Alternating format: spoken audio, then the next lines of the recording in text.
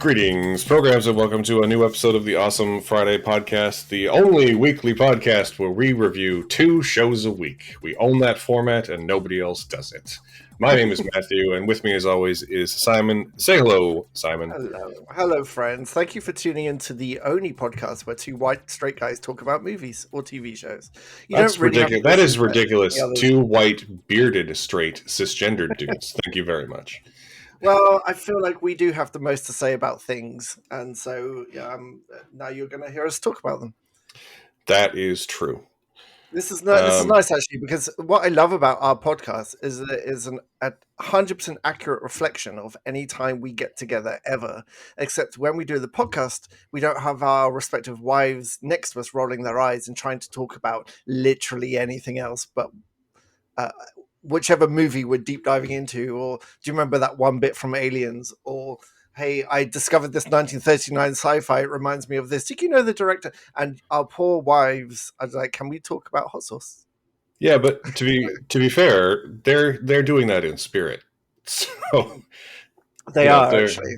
Yeah, my wife actively organizes things to be out of the house doing when I'm podcasting. I like to think it's so she can keep the house nice and quiet for me. I'm just gonna keep living that illusion. Yeah, that's a good illusion. My wife is watching a movie with headphones on in the other room. What's she watching? We recently acquired the first season of the Fargo TV series, and she's rewatching that. Because it's an excellent series, and if you haven't watched it, you really should. Do you know what? I've never seen Fargo because I do not like the movie one bit. That's a Coen that I really dislike. It's just not for me. It doesn't work for me at all. I know that's gonna ruffle some feathers, but that's a conversation for a different time, Admiral Hot Takes. But I mean, the TV show is quite good. The first season in particular, with Martin Freeman as the protagonist, is quite good, with an excellent supporting villain turn from Millie Bobby Brown. I think about watching Ewan McGregor and Mary Elizabeth Winstead because I love Mary Elizabeth Winstead in pretty much anything, and I'm very interested to see their dynamic. And I think Ewan McGregor is generally great as well. I would be interested in that. And he plays twins in the third season. It's the third season, I think, of Fargo, where he plays twins. Right. And he's quite good. He's quite good as both twins. Very interestingly performed and distinct for each of them. Yeah. He's good. There's too much good TV is what this boils down to. There's just so much content in the world, and that's why we only talk about 2 things, because who can live at that speed? I'm glad, though, because my superpower is beginning a TV show, series or something, and thinking, wow, I really, really like this, and then trying something else and watching half of that, and then moving on to the next thing just to try it, and then watching half of that. So one day I'm going to finish Stranger Things and For All Mankind and all the other things that I like at the moment and just don't have time to watch. Although Lower Decks is working very well. I don't want to give up on Lower Decks. I'm really enjoying it this time because it's very well written. And I really appreciate that and acted. Yeah, and you're only in season 1 still of that show, I think. And it's good. It is good. It is good stuff. Tail end of season 1. There's only been 1 episode I haven't liked, and all the others have been absolute gold. So yeah, it's very, very good. Well, that's good. It's as a long-term, lifelong, diehard Star Trek fan, I can tell you that it is among the best of Star Trek. And my wife, who does not like Star Trek at all, it is her favorite Star Trek as well. So I think it works from both perspectives. I do get the feeling I'm missing like 90% of the really deep cuts. Oh, you mean 100% you are. Like when I watch this show with my wife, what happens is that I laugh for 100% of the show, and she laughs every few minutes when there's like a big broad joke that's really well written and executed. But like I am constantly laughing at things like in the background, or just that are like deep cuts that she wouldn't get. Like there's an episode in season 3 where it opens with the Lower Deckers playing a board game, a video board game, and like that board game It's like a knockoff Ferengi board game produced with like an Admiral Martok impersonator, and it's a pretty funny gag. But it's way funnier when you know that board game existed in real life. And it was like you put a DVD in your TV and it talked to you. Like it was, yeah. Wonderful. So I laugh a lot at that show at moments where lots of other people probably don't. I love when it's clearly a reference because I'm laughing because I think I know you're laughing, and it's like there's one episode where they don't know it's meant to be a trial except it's a birthday party, and they're listing all the way they're listing all the ways like. Of course it was a trial, and you're acting like this. And then at one point, Boimler lists, just like Deanna Troy, when this happened, and I don't know when this happened, and this person, and you know that this is like reference. And I didn't get any single one of them, but I appreciated them existing. It's just very, very good. I mean, have you gotten to the point where they've first visited Cetacean Ops yet? No. I have not. I've just finished the episode where is it the one I've just watched where her best friend comes back who's a captain, and she pretends to be rubbish, and that's a fantastic, actually that's before the trial episode. That is a brilliant episode, like a standalone episode with the life form that takes over the ship and becomes like that giant jellyfish. I thought it was really clever. But it's so full like of one-liners and quips that work in the story. That because usually when I watch something like this, when we watch What We Do in the Shadows, we usually text each other like funny lines that we like.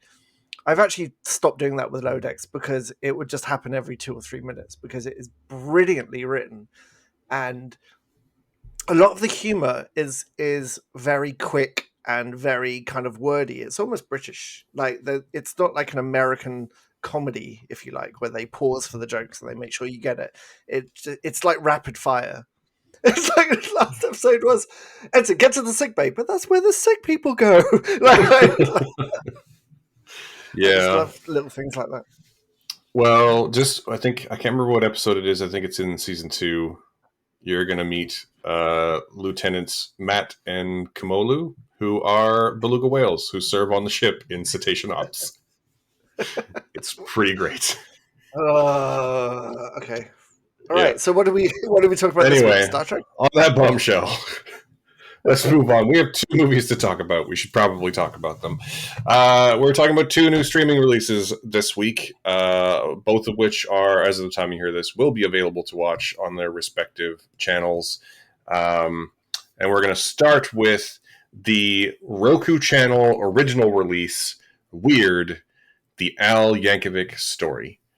And I'm going to start by saying that I'm unclear as to whether this is the Roku Channel's first thing, but I hope that they at least get more things so that people will eventually see this. And I thought it was pretty fun. That was pretty good. Pretty good. I don't know. How did you feel about it, just generally speaking? Well, you're doing that thing where you look down and look forlorn, and I know you're about to tell me that you didn't like it. I was actually thinking about Roku. I have a Roku TV, and I'm thoroughly impressed with their output. They bought that. What was that short form service, like Quibbly or something? Quibi, yeah, Quibi. So they bought Quibbly and incorporated that, and suddenly had a library of quote unquote Roku originals. And they have been making that some other bits and bobs, and it's all like interesting. And this is a really interesting project as well. Did I like it? It's like when you watch SNL and the presenter like turns up in the cold open, and they create a bunch of sketches for them, and they try and get as many SNL people in as possible, and they're all trying to not break character, and it's kind of ridiculous. This is a 5-minute sketch turned into an hour and 45 minutes, and I'm not sure it holds. Like, it would have been fine as a 5-minute sketch. Saying that, there is 20 minutes in this movie that takes a hard, like, left turn into a different genre that I absolutely loved. Like, we'll talk about that in a minute. The rest of it, I thought, was a semi-amusing, funny sketch that went on for far too long.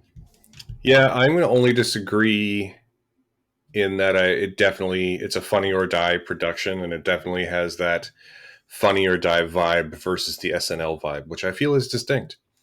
I don't know. I And can't speak to that.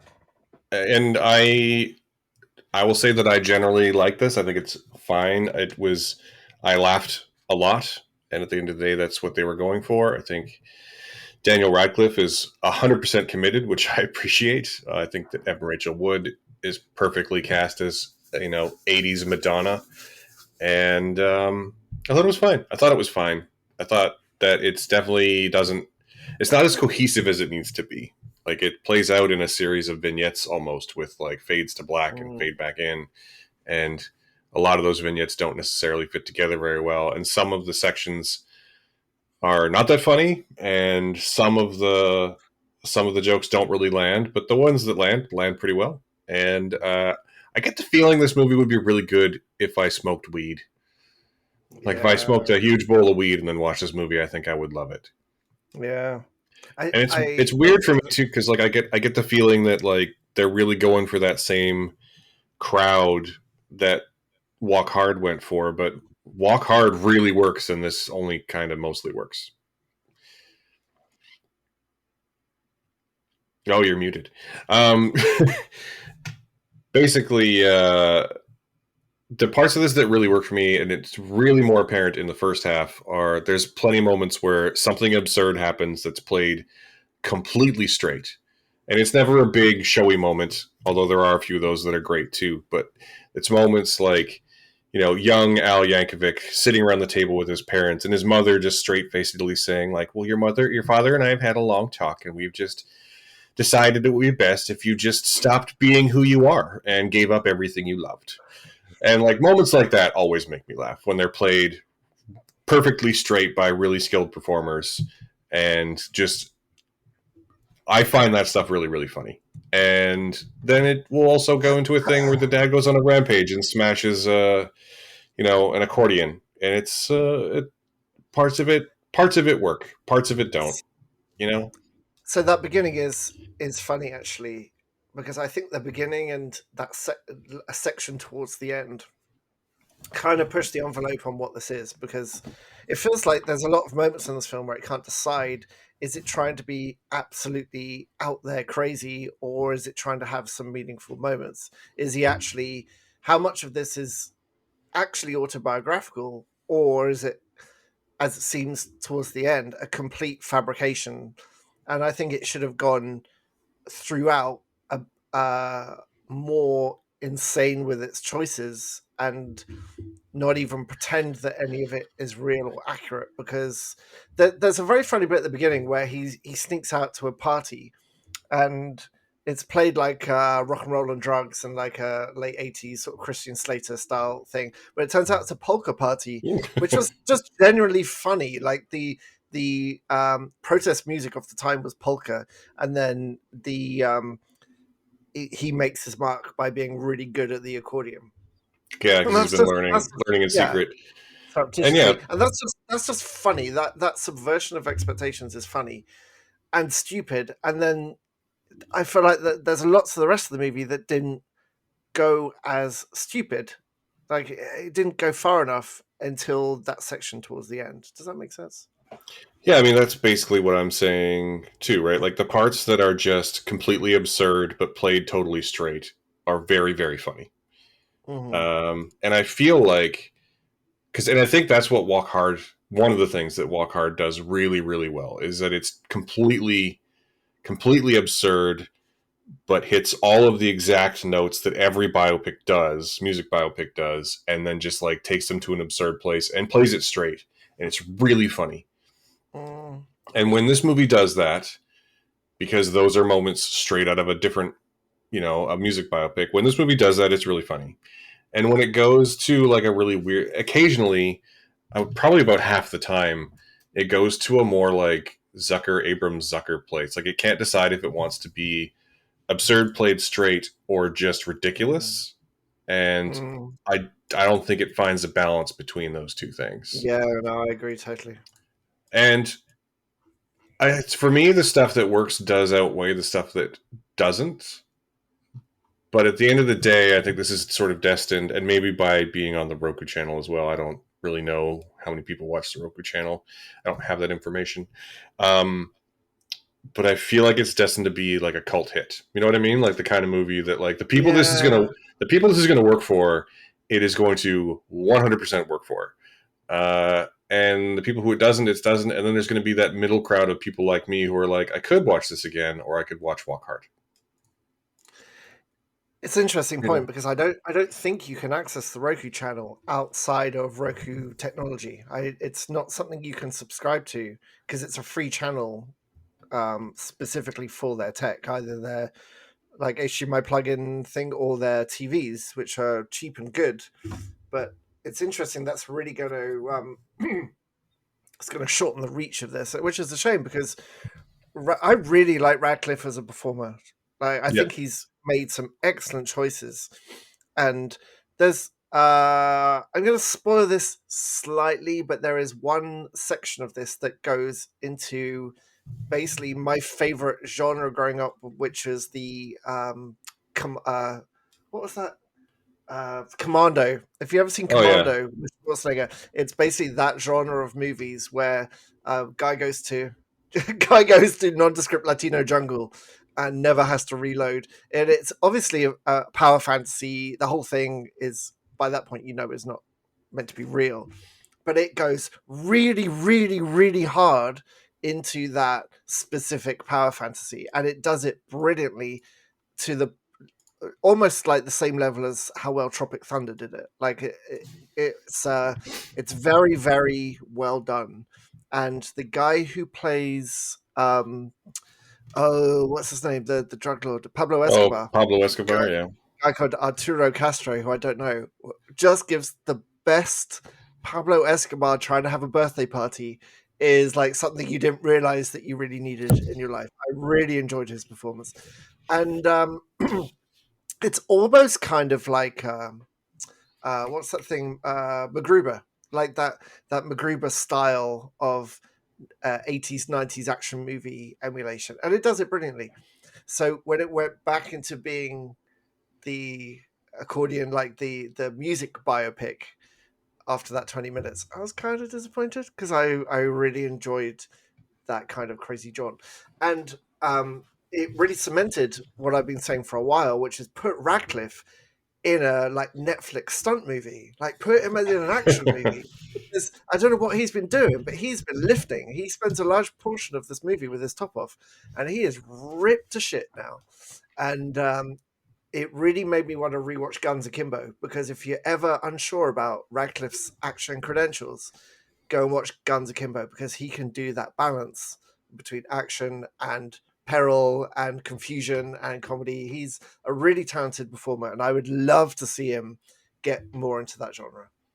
But he's great throughout. I think I was really impressed with his performance, at least.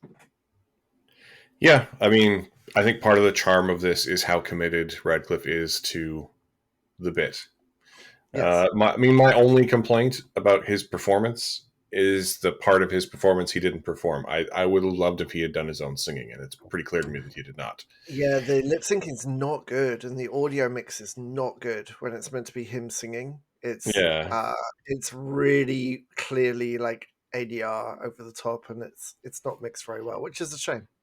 Yeah, and I feel like that maybe you could probably explain that away by being like, it is pretty fitting that a movie about Weird Al's life would be a parody of a biopic, and a lot of biopics do lip sync singing not that well. So, like, I Mhm. can sort of, Fair as enough. like a meta joke, sure, but I Mhm. still wish that he had done his own singing because we know Yeah, he can sing, we know he can rap, we yeah. know he can do all those things, Yes, he can rap. That's true. and yeah, I mean, at the end of the day, I think this movie's pretty fine. I think it's totally fine.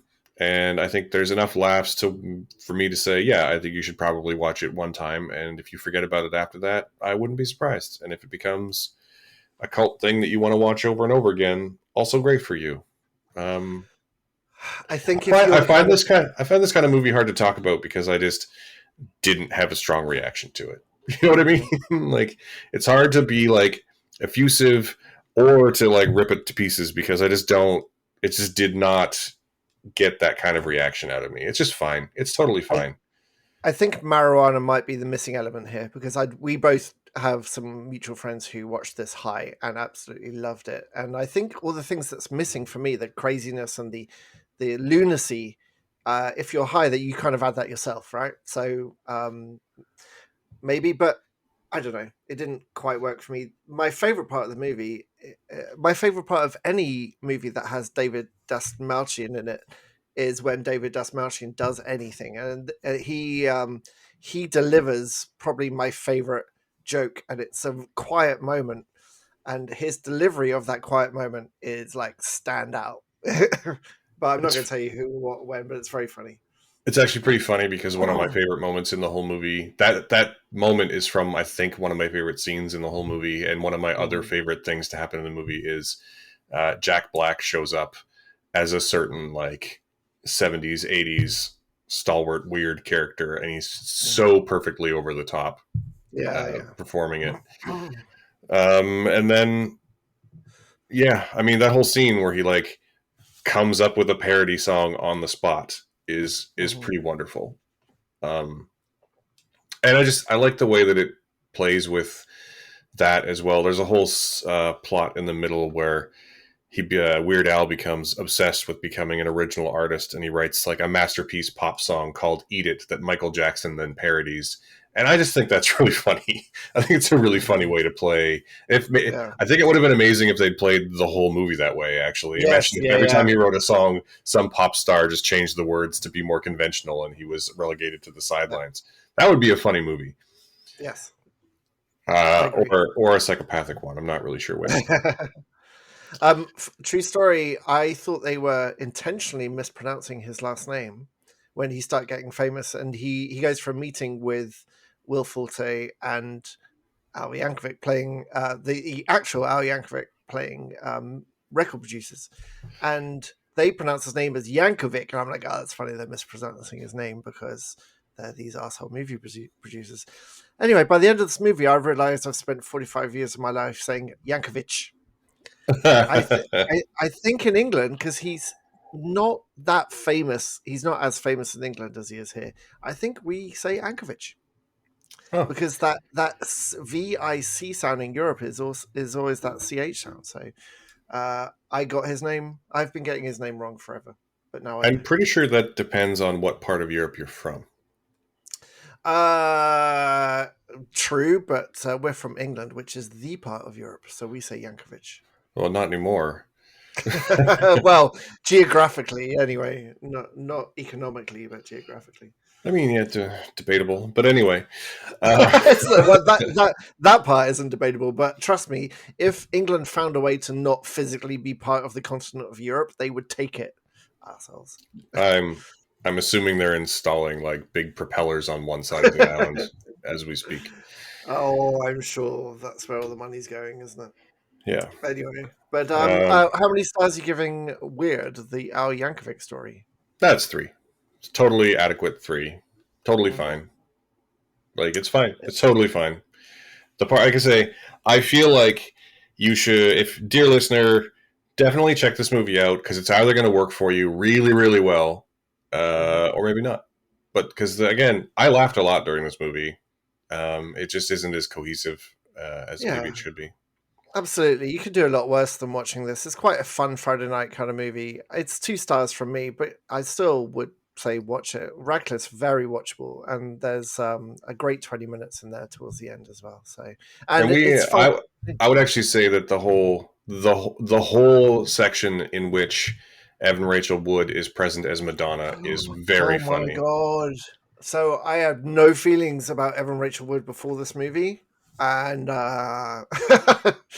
she's fantastic in this. Yeah, and she's just this like manipulative, gum chewing Madonna.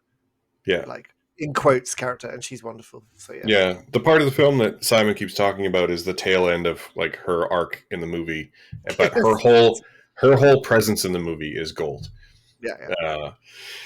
And she's very good in it. And there are a lot of the kind of jokes that I love, which are like the sort of like one line throwaway jokes, like the movie is definitely paced at one point to imply that they've been having like a long and torrid affair, and then Al says, "This has been the best 6 hours of my life."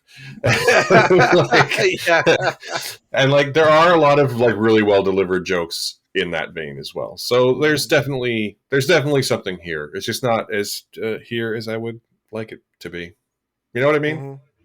Yeah. It's kind of like a Weird Al album. Some of them are great, some of them are a bit try hard, and some of them just aren't that good. Yeah, Mhm. that's a good way to. That's yeah. My analogy of this movie as the track listing of a Weird Al album, I think, is apt, and I'm going to stick with it. But still, 3 stars. Okay, Totally fine. that's fair. Totally fine. Good. Good. Awesome. Good.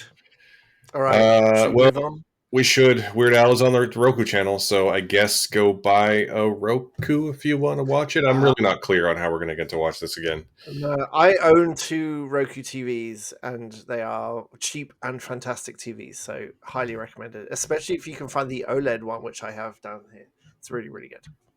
Yeah, or you could just But buy a Roku stick for your TV that you already own. you can do that too. If you really, really want to watch this movie, you can buy a $40 stick. That's true. Yeah. Okay. Good.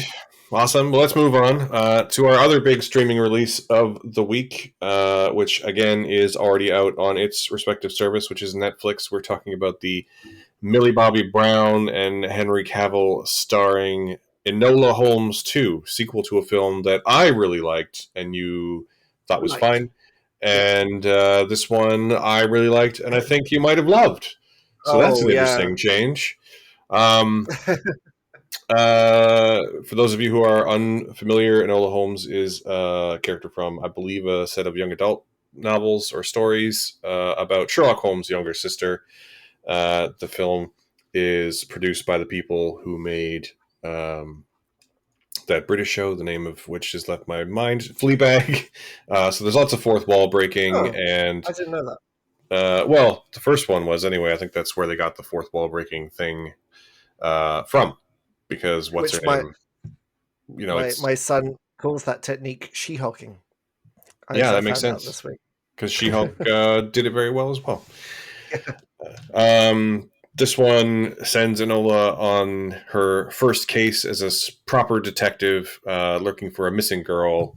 Henry Cavill is back as Sherlock, and they have 2 separate cases. And will they be connected at the end? There's only one way for you to find out, dear watcher, because this is a mystery story. So of course they fucking are. That's just how this works. It really is.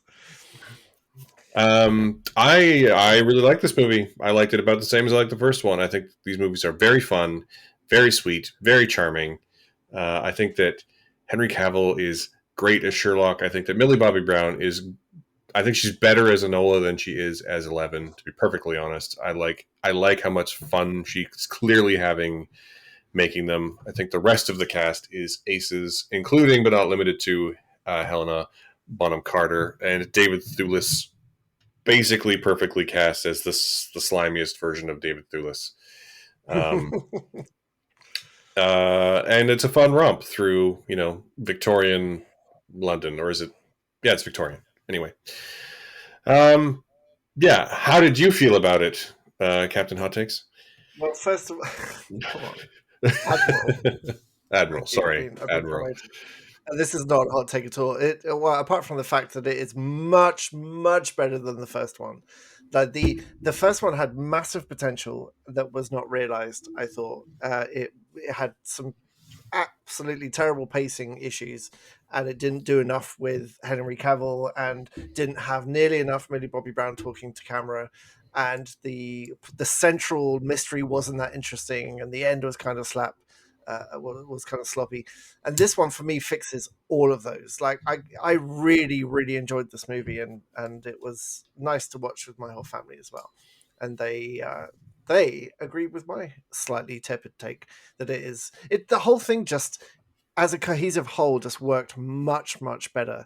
The central set of riddles were far more interesting and far more clever than the first one. And the kind of mystery, the unraveling mystery was interesting too. Millie Bobby Brown has tons of more fourth wall breaking, and you're right, she's having a great time in here. And now you think You mentioned that you think Holmes almost overshadowed her. I wouldn't go that far. He definitely is given way more to do, but this is her show, and the spotlight's way more on her this time. And the um the pacing issues are still there, especially like the end is just, it builds to this crescendo and then it's like letting air out of a balloon. They really needed another pass at the last sort of 10 minutes. But it's more of a 5 act than a 3 act story, in that it almost felt like 5 episodes of a TV show, because there's a couple of drops in the middle too. But as a whole, it's so much fun and it's so much better as a whole movie that I was really, really impressed. I liked it a lot. Yeah, I sort of disagree because I mean this film has the same pacing issues. They're just in the third act instead of the second. Um, I don't specifically recall that there being that much less fourth wall breaking in the first one, but it's regardless. I think it's fun when it happens in both movies. I would agree that the central mystery of this one is more interesting, but also that I worked it out far faster. And I know that I have a problem in that My kids worked it out too. like I like there's a moment where like a certain person, they're looking for a certain person, and I'm just like, she's right there. She's right there. Oh, yeah. Right. And there's another person where it's like, who could the bad guy possibly be? And I'm like, it's obviously this person. Like, it's, have you never watched a movie before or read a book? But it's, Like, I mean, sure, it's still enjoyable when it's revealed yeah. who that person is. I don't think it ruins it, I or mean, it it disrupts doesn't at my all. enjoyment of the movie. I'm For still me. going to give this movie like a high rating. For me, I'm saying I don't think it was better than the first one. I think it was pretty equal to the first one. So I know Ooh. that makes it sound like I'm dragging it down, but I give the first one 4 stars. So, do with that information what you will. I think that it's super fun. I think that interestingly, I do think there was almost too much Sherlock in an Enola Holmes story. I thought that the balance was actually better in the first one, although they were clearly going to be using. You don't cast Henry Cavill to not have him in your movie series, right? Although apparently you do that with Sam Claflin, who played Mycroft in the first one, so that's interesting. Um, Mm, so I mean, I I think get that what they did. I get what they were doing, but I kind of, in some ways, preferred the first one because it was more. There was the whole oh movie was really? spent with Enola, whereas this one definitely takes some detours to follow Sherlock around. And I don't think that's Interesting. necessarily a bad thing. I'm just saying, like structurally, I think it's better. But I mean, at the end of the day, again, Interesting. I this movie also drops right at the end. It like drops in a new character who I'm like, well, now I want to watch that movie. And so do with that information. I mean, Like, that's the next movie, isn't it? That's the sequel.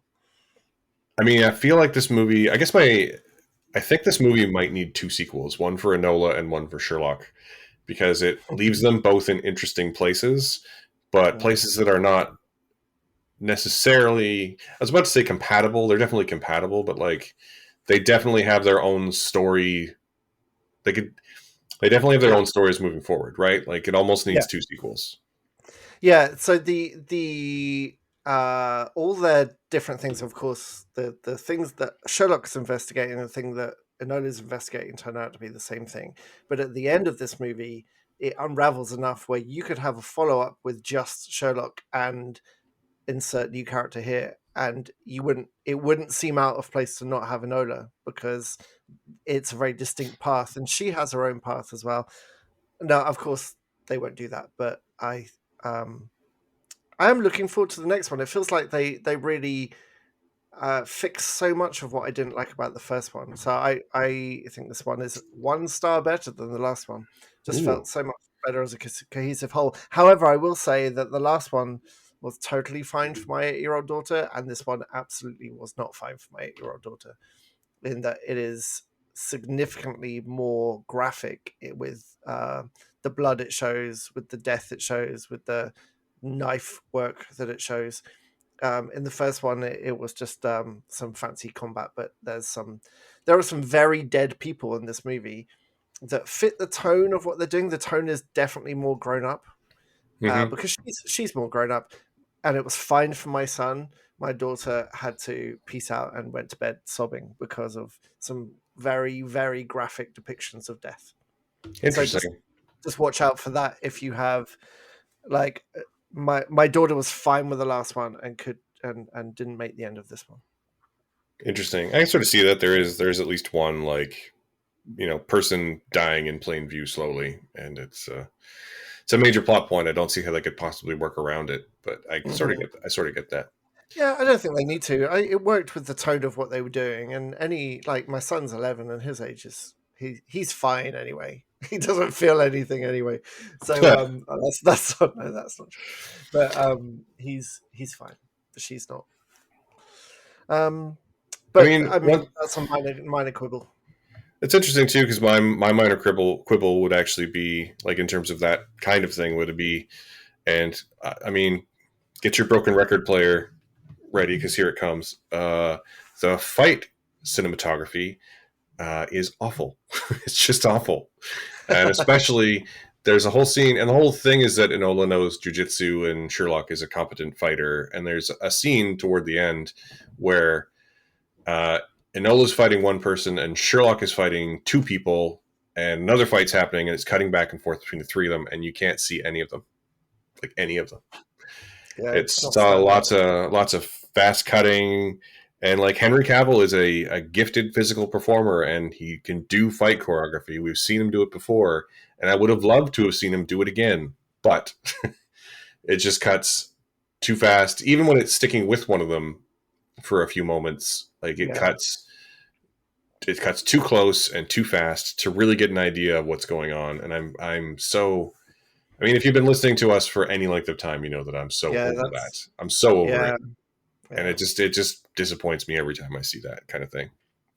yeah. Because we know they can do it better. We know they can. We've seen it. Yeah, we've seen it. The what was I going to say about that? Oh my god, I agree. There you go. Yeah. That's my. That's my. Why? What was I going to say about the fight choreography? I had some good point there. I can't remember. I got distracted. Well, Do you know why I got distracted?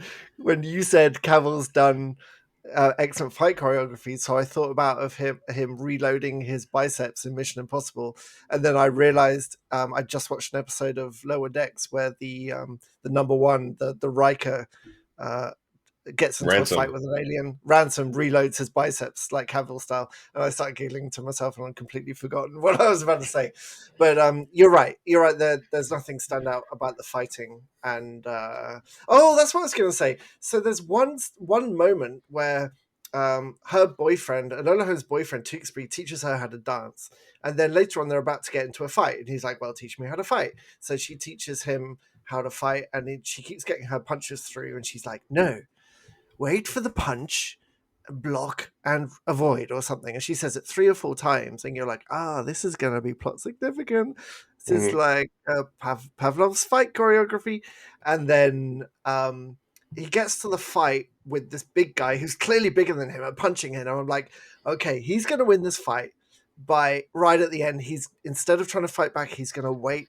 He's going to avoid the punch and fight back, just like was. And no, he just punches him. He just punches him in the face and wins. I'm like, oh, it's a missed opportunity. That's weird. Yeah. So that was a bit weird. But yeah, I don't think the fight choreography was really their priority here, and it shows. But I I mean, really enjoyed it. it's not. I guess it's not a priority, but if you're going to make a big action set piece where there's three fights happening Yeah, at the same time, then maybe it should be at least a little bit. I don't know. Or like it's entirely possible, as with other movies I'm not going to bring up here, but it's entirely possible that they did a lot of really excellent fight choreography and then the cinematography ruined it because that is a yeah. thing that happens all the time. I think that's probably more accurate, isn't it? Yeah. So, how many stars would you like to give Enola Holmes? Deux. Well, Enola Holmes, I gave 3 stars, so this will be a 4-star movie from me. I really, really liked it a lot. Yeah, it's four for me as well. Good. which because I thought it was fun. I think it's a winning formula, and I hope they keep making them. Yeah, because I they're do fun. too. They're nothing but fun, and they're generally, I think they're really well produced, and everyone's having a great time making them, and they're fun for the whole family unless you're 8. So I hope they make more. Yeah, it's not for an 8-year-old, but it is really, really fun. It's lovely. Yeah, good, Good. awesome. So what's coming up for you in the next week then? What are you watching? Honestly, I have no idea, but I do know that you are participating at the Vancouver Asian Film Festival, which just kicked I off. am. It's just So, begun this week, and it's got some really interesting things on the lineup. I need to go. So they're having a hybrid festival, and I think the virtual side starts a little bit later than the screenings. mhm. As seems to be the common setup these days with a lot of the festivals. So I don't think the virtual side is actually ready yet. But the when I covered VIF, God, 2 years ago? I didn't cover last year, so the year before. There's a Mhm. movie I watched, a Thai movie rather, called Where We Belong, and I literally have thought about this movie pretty every week since I've seen it. And so I love Asian filmmaking, and I'm really looking forward to um, something like that, or what was that name of that movie with the recursive loop in it that we watched quite recently? Oh, Beyond the Infinite 2 minutes? Yeah, Yeah. yeah, something like that. There's lots of really interesting things in there. I know there's one movie we've talked about off air that we're going to try and that you've seen, and I have a screener for that's part of the festival, so maybe we'll cover that as well. We'll see. Yeah, I think there's one. Like I say, I'm not technically participating at VAF, but I do. There's a film that played a Canadian Asian, a, a Canadian film that's playing at that festival that played at VIF that I have also seen that I think we will probably cover on our next podcast alongside something else. But who knows? There's lots of stuff out there. So. There is. And it Okay. seems like a lot of the big stuff is not coming to anywhere where we can see it early. So, Yeah, thanks for that. That's great. so we will. It is my sincere hope that we will get to see Black Panther and Banshees of Inisherin and a few other and The Whale before the end of the year. But I have no idea when that's going to happen exactly. So, Yeah. But hopefully we'll see more interesting stuff. So there it is. Hopefully, there's no more next Netflix-made movies with no screener links, only in-person things to watch a Netflix movie. But let's not get me started on that ridiculousness. Yeah, well, it's not. That's actually not a new thing. But anyway. Yeah. Yeah, I think we're going to call it there before we alienate any of our friends in the studios. Thank you so much for listening. If you'd like to watch Enola Holmes or Weird, they are available on Netflix and the Roku Channel, respectively. Thank you so much to both of those groups for supplying us with copies so we could talk about them. If you have liked what you have heard, dear listeners, you can support us by hitting that subscribe button on your favorite podcasting platform or giving us a 5-star review. Those are help immeasurably. Or we do have a Patreon and a Ko-fi, and you can find those in the show notes if you'd like to support us more directly, or just share us on your socials. You can find us on the socials, me on Twitter for as long as that lasts at SmatthewAF, and us on Twitter as long as it lasts at AwesomeFridayCA. Simon, I think you're basically off Twitter at this I point. don't know what's going on. I'm trying. Like, I don't know what's going on Twitter at the moment, but yeah, sure, you can find me on there somewhere. Yeah, at Temporary Pen, and hopefully the person in charge doesn't implode it completely. But anyway, Yeah, right. yeah.